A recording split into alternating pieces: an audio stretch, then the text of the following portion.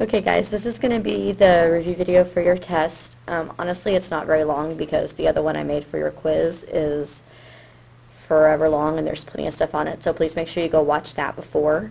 I also put all the answers for your review from today, plus some extra questions that are going to be very similar to ones on your test, also on my website, so please go check both of those out. I'm going to do the slope formula real fast, and then I'll show you parallel and perpendicular. So the slope formula you're going to use if you need to find a slope and you're only given 2 points and you don't want to write all that stuff on the graph and find your rise over run, you can use this formula. So I have 2 ordered pairs. I'm going to label my first one group 1, my second one group 2. Now I know y2 and y1, I can have those labeled as something.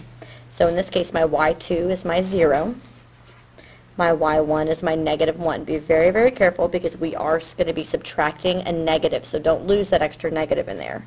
It's going to be all over my x2, which is 2, minus my x1, which is 3.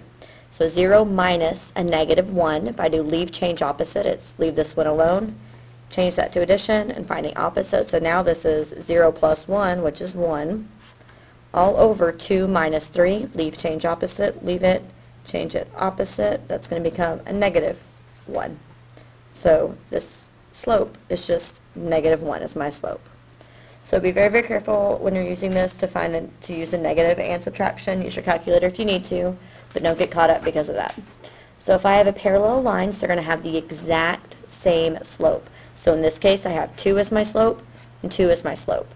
Those are parallel. That's all you have to do if you're using parallel. For perpendicular, it's a little bit more, but not a crazy amount. You have to take the slope and do the opposite and the reciprocal, which means to flip. You have to make sure you're doing both. So if I have a slope of 2 and I want to write a line that's perpendicular to this one, I'm going to take this number, I'm going to take the opposite sign, so it's now going to become negative because it was positive. And I need to flip it. When you take a whole number and flip, remember that whole number is automatically over 1, so this is what I'm going to flip. It's going to become 1/2. So a slope that's perpendicular to this line is -1/2. So just remember that you have to do both of those or else it's not going to work. Please make sure you go check out the other stuff we did today in class. It's on my website. Y'all are going to be great.